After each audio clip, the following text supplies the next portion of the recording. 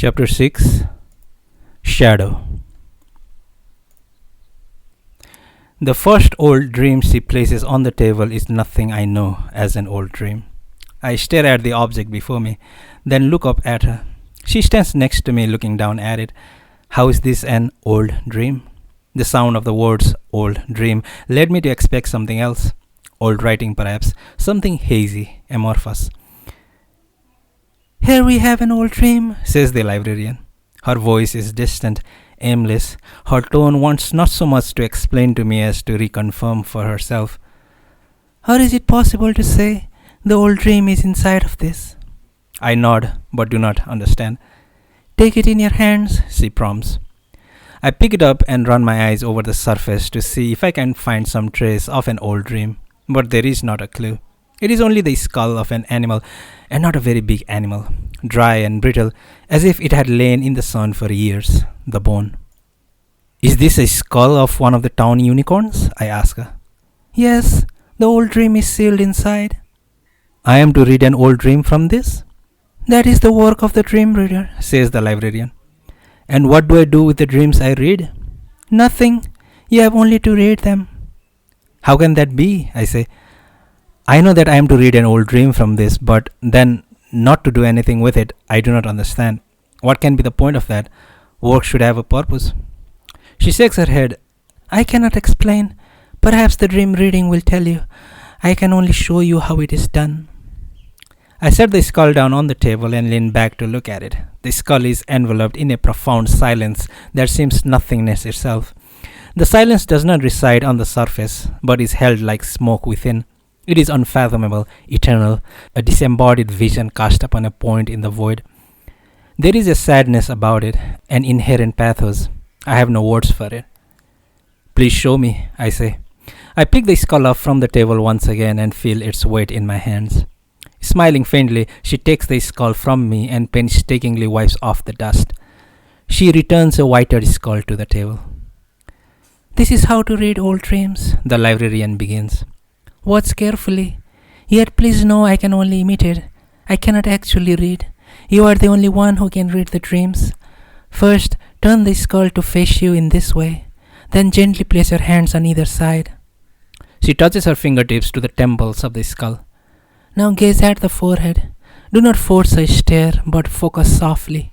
You must not take your eyes from the skull. No matter how brilliant, you must not look away. Brilliant? Yes, brilliant. Before your eyes, the skull will glow and give off heat.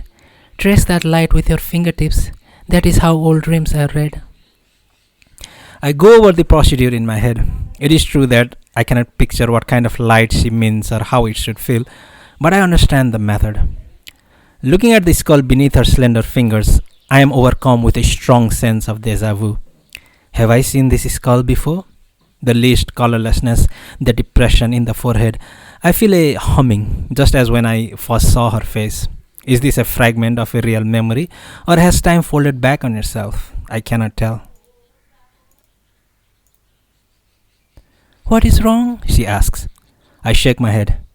Nothing. I think I see how. Let me try. Perhaps we should eat first, she says. Once you begin to work, there will not be time. She brings out a pot of vegetable stew and warms it on the stove. The minestra simmers, filling the room with a wonderful aroma. She ladles it out into 2 bowls, slices walnut bread, and brings the simple fare to the table. We sit facing each other and speak not a word as we eat.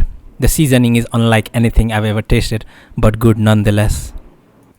By the time I finish eating, I am warmed inside. Then she brings us cups of hot tea. It is an herbal infusion, slightly bitter and green. Dream reading proves not as effortless as she had explained. The threads of light are so fine that, despite how I concentrate the energies in my fingertips, I am incapable of unraveling the chaos of vision. Even so, I clearly sense the presence of dreams at my fingertips. It is a busy current, an endless stream of images. My fingers are as yet unable to grasp any distinct message, but I do apprehend an intensity there. By the time I finally manage to extract 2 dreams, it is already past 10 o'clock. I return toward the dream-spent skull, take off my glasses and rub my eyes. Are you tired? She asks. A little, I reply. My eyes are not accustomed to this. Drinking in the light of the old dreams makes my eyes hurt. I cannot look too long for the pain. I am told it is this way at first, she says. Your eyes are not used to the light. The readings are difficult. Walk slowly for a while. Returning the old dream to the walls, the librarian prepares to go home. She opens the lid of the stove, scoops out the red coals with a tiny shovel, and deposits them in a bucket of sand. You must not let fatigue set in, she warns. That is what my mother said. Let your body work until it is spent, but keep your mind for yourself. Good advice. To tell the truth, I do not know this thing called mind, what it does or how to use it. It is only a word I have heard. The mind is nothing you use, I say. The mind is just there. It is like the wind. You simply feel its movements. She shuts the lid of the stove, takes away the enamel pot and cup to wash, and returns wrapped in a blue coat of coarse material, a remnant torn from a bolt of the sky, worn so many years that it too has lost memory of its origins. She stands, absorbed in thought, in front of the extinguished stove. Do you come from some other land? She asks, as if the thought had only then occurred to her. I think so. And what was that land like? I cannot remember, I say. I cannot recall a single thing. They seem to have taken all memory of my old world when they took my shadow. I only know it was far, far away. But do you understand these things of mind? A little. My mother also had mind, she says. But my mother disappeared when I was 7. Perhaps it was because she had this mind the same as you. Disappeared? Yes, she vanished. I do not want to talk about it. It is wrong to talk about people who have disappeared. Tell me about the town where you lived. You must remember something. I can only remember 2 things, I say. That the town I lived in had no wall around it, and that our shadows followed us wherever we walked. Yes, we all had shadows. They were with us constantly. But when I came to this town, my shadow was taken away. You cannot come into town with that, said the gatekeeper. Either you lose the shadow, or forget about coming inside. I surrendered my shadow. The gatekeeper had me stand in an open space behind the gate. The 3 o'clock afternoon sun fixed my shadow fast to the ground. Keep still now, the gatekeeper told me. Then he produced a knife and deftly walked it in between the shadow and the ground. The shadow writhed in resistance, but to no avail. Its dark form peeled neatly away. Severed from the body, it was an altogether poorer thing. It lost strength. The gatekeeper put away his blade. What do you make of it? Strange thing once you cut it off, he said. Shadows are useless anyway, dead weight. I drew near the shadow.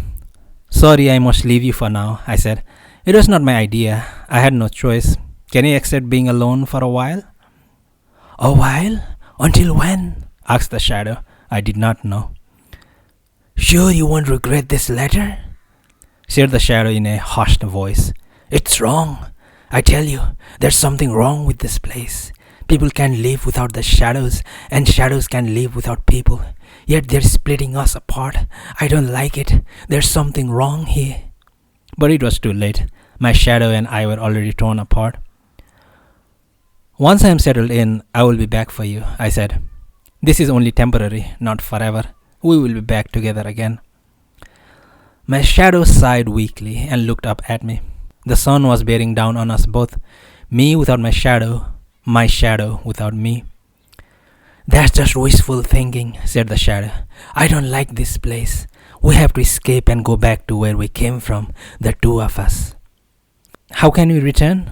We do not know the way back. Not yet, but I'll find out if it's the last thing to do. We need to meet and talk regularly. You'll come, won't you? I nodded and put my hand on my shadow's shoulder, then returned to the gatekeeper. While the shadow and I were talking, the gatekeeper had been gathering up stray rocks and flinging them away. As I approached, the gatekeeper brushed the dust from his hands on his shirt tails and threw a big arm around me. Whether this was intended as a sign of welcome or to draw my attention to his strength, I could not be certain. Trust me, your shadow is in good hands, said the gatekeeper. We give it 3 meals a day. Let it out once a day for exercise. Nothing to worry about. Can I see him from time to time? Maybe, said the gatekeeper. If I feel like letting you, that is. And what would I have to do if I wanted my shadow back? I swear you are blind. Look around, said the gatekeeper, his arm plastered to my back. Nobody has a shadow in this town, and anybody we let in never leaves. Your question is meaningless. So it was, I lost my shadow. Leaving the library, I offer to walk her home. No need to see me to my door, she says. I am not frightened of the night, and your house is far in the opposite direction. I want to walk with you, I say. Even if I went straight home, I would not sleep. We walk side by side over the old bridge to the south. On the sandbar midstream, the willows sway in the chill spring breeze. The hardest moon shines down on the cobblestones at our feet. The air is damp, the ground slick. Her long hair is tied with twine and pulled around to tuck inside her coat. Your hair is very beautiful, I say. Is it? She says. Has anyone ever complimented you on your hair before? No, she says, looking at me, her hands in her pockets. When you speak of my hair, are you also speaking about something in you? Am I? It was just a simple statement. She smiles briefly. I am sorry. I suppose I am unused to your way of speaking. Her home is in the workers' quarter, an area in disrepair at the southwest corner of the industrial sector. The whole of this district is singularly desolate. No doubt the canals once conducted a brisk traffic of barges and launches, were now stopped, sluices exposed dry channel beds, mud shriveling like the skin of a prehistoric organism. Weeds have rooted in the cracks of the loading docks, broad stone steps descending to where the waterline once was. Old bottles and rusted machine parts poke up through the mire. A flat-bottomed boat slowly rots nearby. Along the canals stand rows of empty factories. Their gates are shut, window panes are missing, handrails have rusted off fire escapes, walls are tangled of ivy. Past this factory row is the workers' quarter. Betraying a former opulence, the estate is a confusion of subdivided rooms, parceled out to a mass occupation of impoverished laborers. Even now, she explains, the laborers have no trade to practice. The factories have closed, leaving the disowned with a meager livelihood, making small artifacts for the town. Her father had been one of these craftsmen. Crossing a short stone bridge over the last canal brings us to the precinct of her housing block. A nexus of passageways, like medieval battlements, entrenches the cramped grounds between one building and the next. The hour approaches midnight. All but a few windows are dark. She takes me by the hand and leads me through this maze, as if trying to evade predatory eyes. She stops in front of one building and bids me good night. Good night, I say, whereupon I climb the slope of the western hill alone and return to my own lodgings.